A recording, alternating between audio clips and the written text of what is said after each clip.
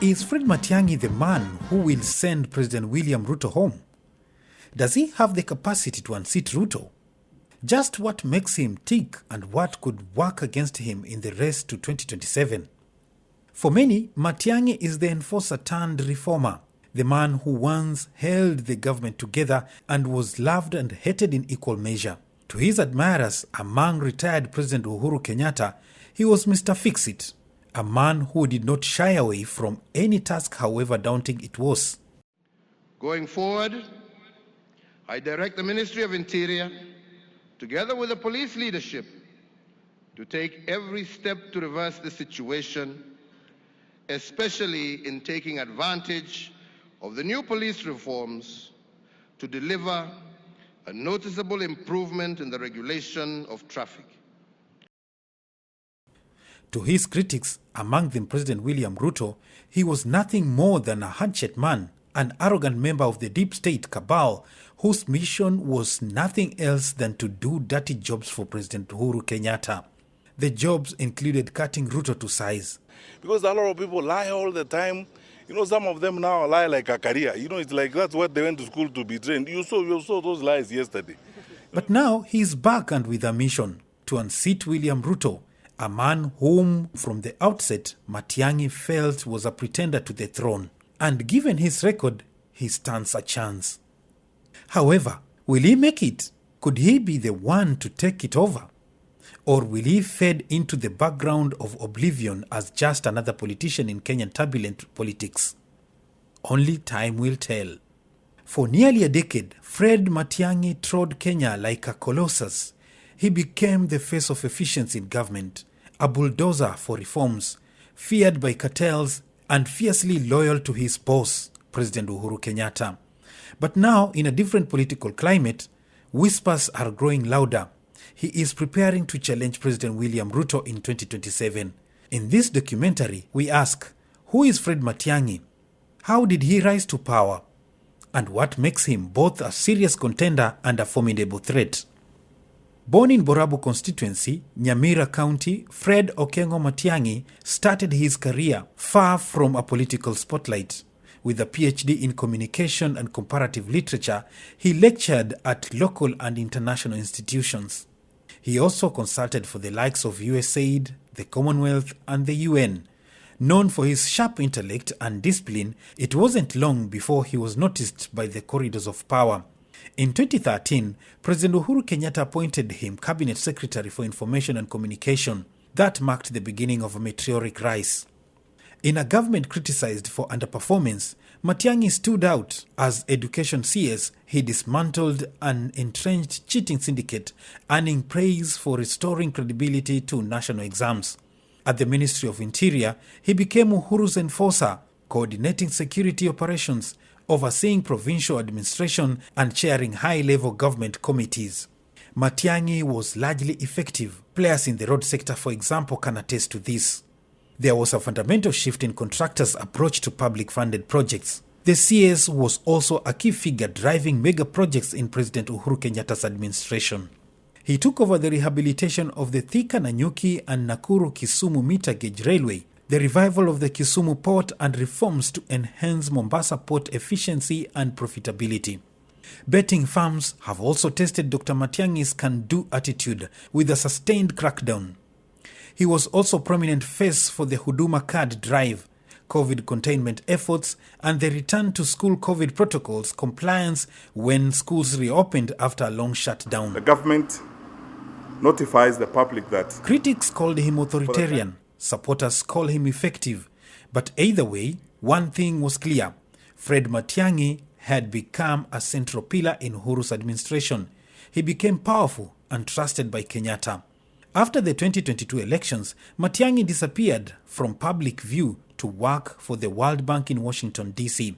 But even in silence, he made headlines. State security was withdrawn from his home. He was questioned by authorities. It seemed the new administration viewed him as a threat. Why? Because in the eyes of many, Matiang'i represents the one figure with the gravitas, discipline, and insider knowledge to challenge the Ruto presidency. He knows how government works from the inside. He still has the eye and ear of President Kenyatta. So what works in his favor? First, his reputation.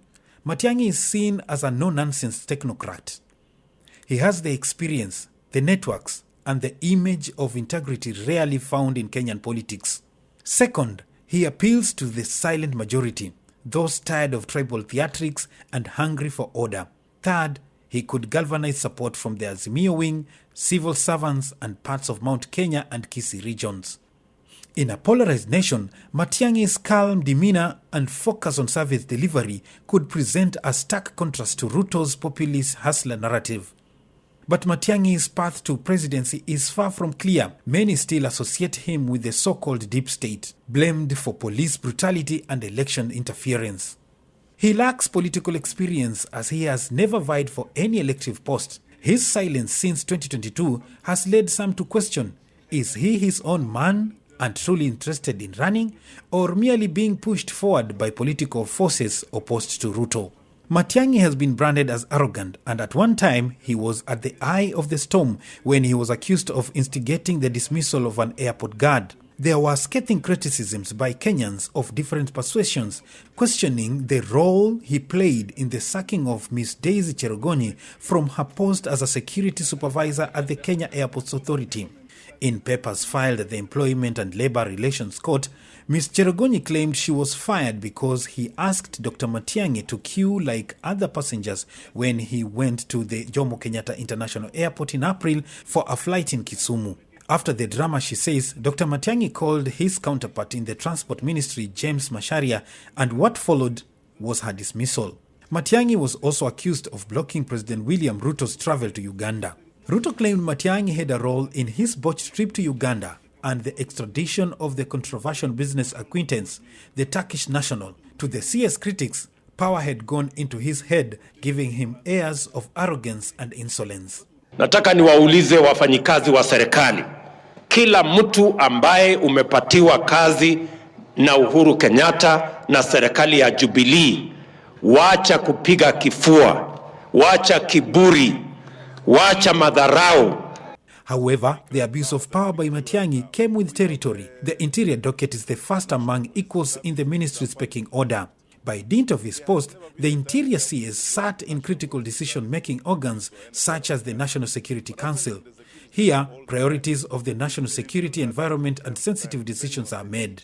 The honors of the ministry also necessitates of its occupant frequent interaction with the president. Proximity to power, like access to classified information, is an important enhancer of clout. As the Minister for Interior Security, he was accused of enforced disappearance and the dumping of bodies in River Yala, where over 30 bodies were recovered from the river. Most of the bodies had signs of torture, according to the Missing Voices, an organization that tracks missing persons. With the 2027 race slowly taking shape, Matiang'i's hopes remain buoyant. Will his alliance with the Rigathi Gachagua and Kalonzo Musyoka-led opposition stick? Will the seasoned politician agree to pay second fiddle to his dreams? Or will he continue garnering support for Jubilee party honchos? Can he penetrate the Ruto strongholds, or is his influence limited to civil servants and political elites? When he toured Kisii early May for a homecoming, he received a thunderous welcome from thousands of supporters and a coalition of leaders from Kisii and Nyamira counties. His reception can only be rivaled to that of the late cabinet minister and businessman Simeon Nyachai when he formed Ford People. His entry into the race upsets the Raila Odinga-led Orange Democratic Party, which enjoyed massive following in the area. He energizes the political landscape, particularly in the Gusii region, where he enjoys broad support. The Meet the People tour, which began in Kiajauri and moved through several towns including Keroka, Keumbu and Kisii, drew enthusiastic crowds chanting "Ruto must go." So, will he be the next occupant of the House on the Hill? Kenya is watching, and so is State House. Kakamega, hamjambo! Hamjambo tena! Hapa ndio makao makuu ya Western Province in Kenya, sio? Nataka kuwauliza, nilikuja hapa kusikia hii. Mumeamua ama hamjamua? Harambee! Harambee! Nataka